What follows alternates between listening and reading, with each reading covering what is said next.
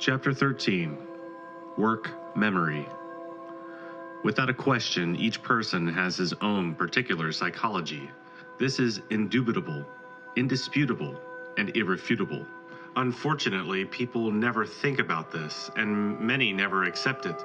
This is because they are trapped within the sensorial mind. Anyone would admit to the reality of the physical body since it can be seen and touched. Our psychology, however, is a different matter. It cannot be perceived by the five senses. For this reason, we have a general tendency to reject or simply underestimate and scorn it, qualifying it as something of no importance. Undoubtedly, when someone begins to self-observe, it is an unmistakable sign that they have accepted the tremendous reality of their own psychology. Clearly, no one would attempt self-observation without having previously found a fundamental reason for doing so. Obviously, someone who initiates self-observation becomes a very different person from others. This, in fact, indicates the possibility for change. Unfortunately, people do not want to change. They are content with the state in which they live. It pains one to see how people are born, grow, reproduce like animals, suffer indescribably, and die without ever knowing why. To change is fundamental, but it is impossible if we do not initiate psychological self-observation. We must start by seeing that our purpose is to acquire self-knowledge, since rational humanoids really do not know themselves. When one discovers a psychological defect, a great step has actually been taken because this allows one to study and even radically eliminate that defect. Indeed, we could not succeed in counting all the psychological defects we have within, since there are so many, not even if we had a steel palate and 1,000 tongues to speak with. Gravest of all is that we do not know how to measure the dreadful reality of any defect. We always look at it superficially without due attention. We see it as something unimportant.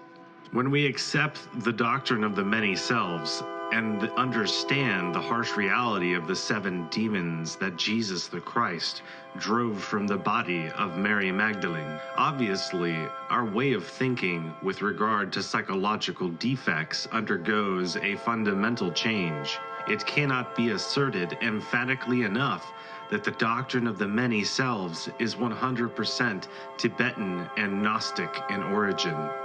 It is not at all pleasant to find out that within each person there lives hundreds and thousands of psychological people. Each psychological defect is a different person existing within us, in the here and now. The 7 demons that the great Master Jesus the Christ threw out of the body of Mary Magdalene are the 7 deadly sins: anger, greed, lust, envy, pride, laziness, and gluttony. Naturally, each one of these demons leads separately to a legion. In the Pharaoh's ancient Egypt, an initiate had to eliminate the red demons of Seth from his inner nature if he wanted to achieve the awakening of consciousness. Considering the reality of psychological defects, the aspirant longs for change. He does not want to continue in the state in which he lives with so many people within his psyche. He then begins self-observation. As we progress in our inner work, we can verify for ourselves an interesting order in the system of elimination. One is astonished when one discovers that there is an order in the work related to the elimination of the multiple psychic aggregates that personify our errors.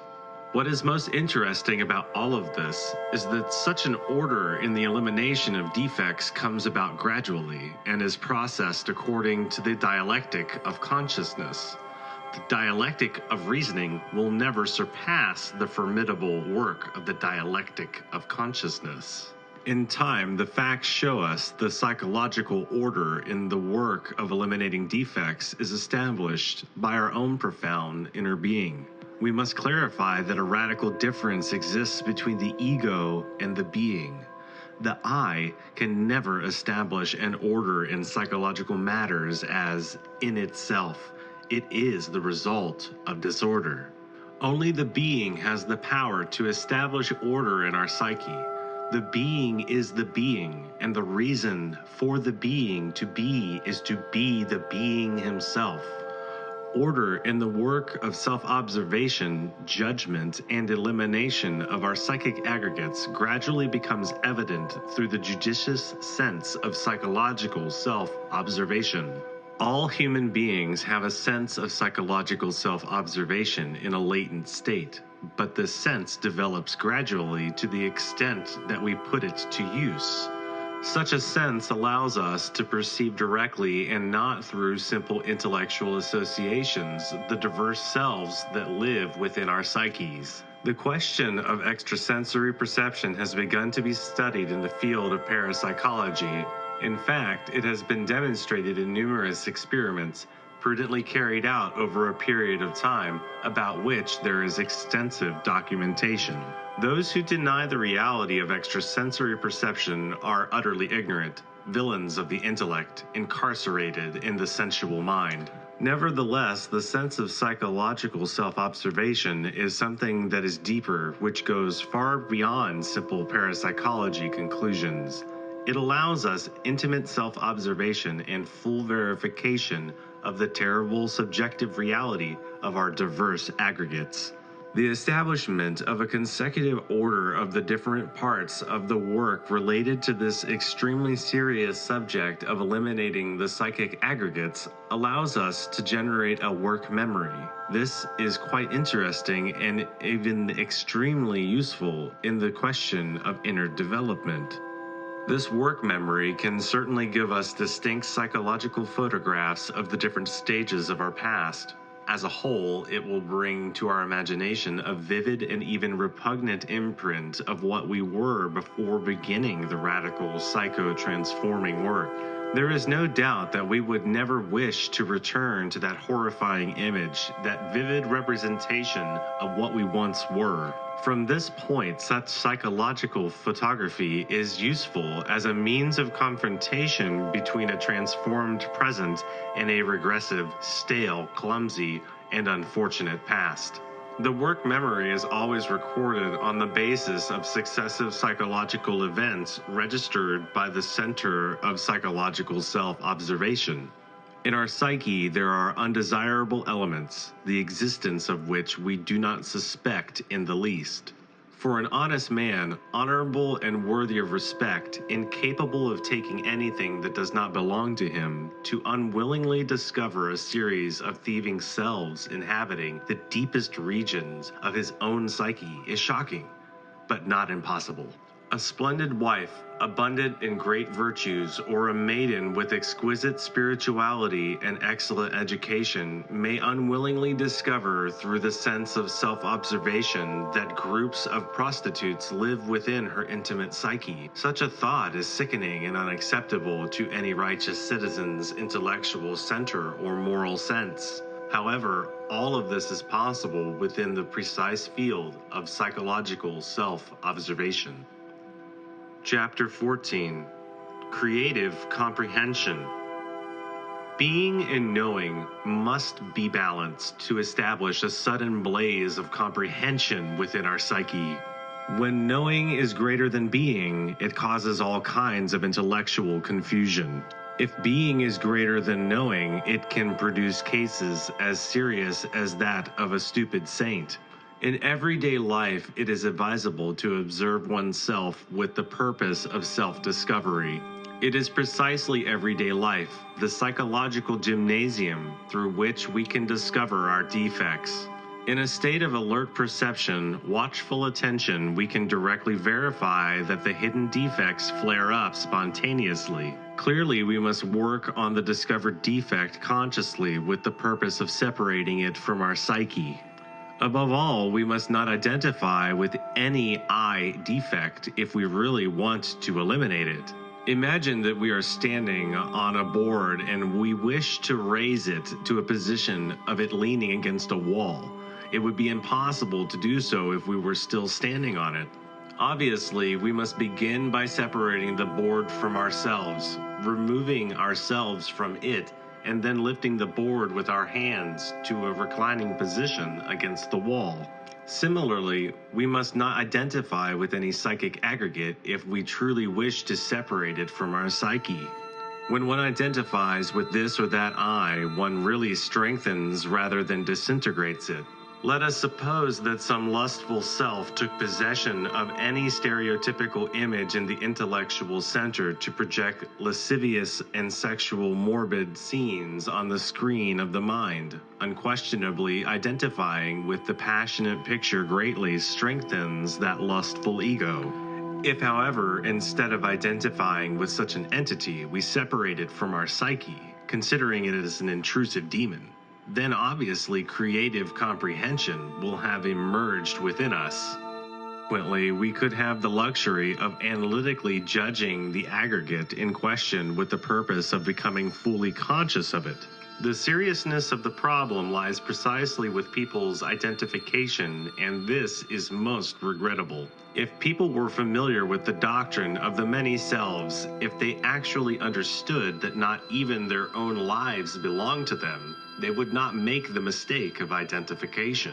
Scenes of anger, pictures of jealousy, etc. in everyday life are useful when we find ourselves in constant psychological self-observation. Thus we prove that neither our thoughts nor our desires nor our actions belong to us. Unquestionably, multiple eyes intervene like bearers of an ill omen, putting thoughts in our minds, emotions in our hearts, and actions of all kinds in our motor center. It is deplorable that we are not masters of ourselves and that various psychological entities make us whatever they will. Unfortunately, we do not even remotely suspect what is happening to us, and we act like simple puppets controlled by invisible strings. Worst of all, instead of fighting for independence from all these secret tyrants, we make the mistake of fortifying them, and this occurs when we become identified.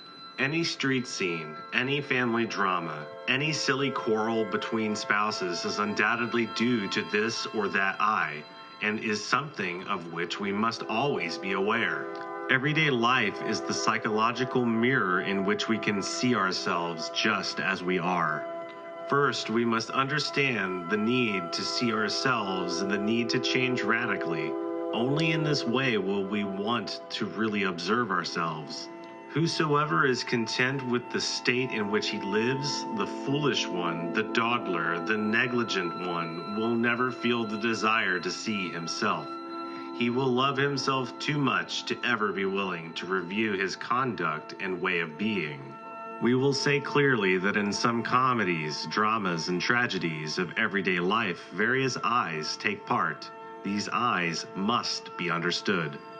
What comes into play in any scene of passionate jealousy are the egos of lust, anger, pride, jealousy, etc.